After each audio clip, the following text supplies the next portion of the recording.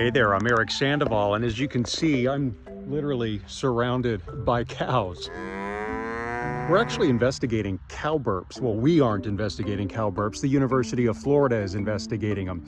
Cow burps are one of the biggest emitters of methane, and that is contributing to climate change. But now these UF researchers, well, actually the ones over there, are looking into how that they can cut down on the methane that these cows are burping up every time they get to the feedlot here. Click on the link in the comments, find out more about it.